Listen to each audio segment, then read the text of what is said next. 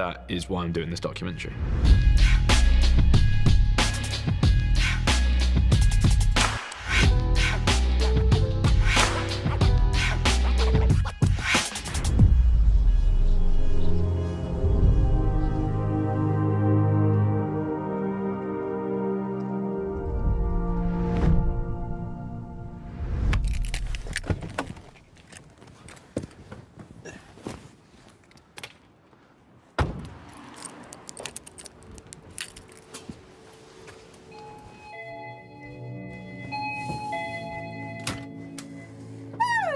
Hello.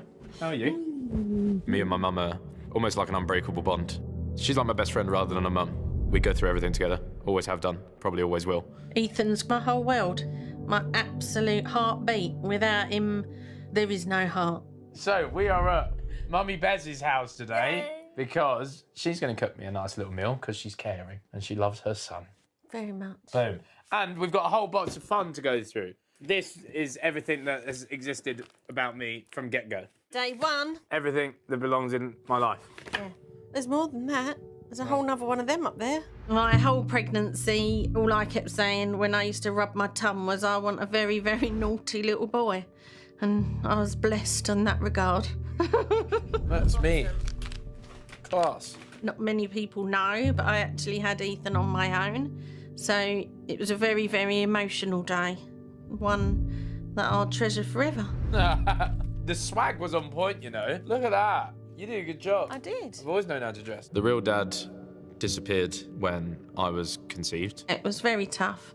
Carrying him on my own and consciously having him on my own has driven me to always fight for every cause. She made that choice. It's the reason I'm sat here today. He's all I've got and I'm all he's got. A lot of people don't really know the real situation behind everything that me and my mum have been through. We knew that his childhood wasn't great. You know, he would tell us stories. As a teenager, it became apparent to Ethan that he had been abandoned twice and realised that a lot of our life was a lie. We knew that his dad left home from an early age and that his mum was basically the mum and the dad. When Ethan was 6 months old, I met his fake dad, as he calls him. He was there till 13. It all went horribly downhill in that relationship due to drug addictions. And debt. That my mum tried supporting him through to one day just go to the shops and not come back. And then with that, I found out that it wasn't my biological dad due to the divorce papers. It's a bit of a sensitive topic for him. I feel like there's probably some anger at the world, like why has this happened to me? During that time is when my mum had cancer. His mum was his only support system. It was terrifying, and I didn't want him to think for 1 minute that I was going to die. So that would have been a very, very scary time for him. I had to find us somewhere to live and get back on our feet. I had to sit up the homeless office every single day, and it affected Ethan badly at school.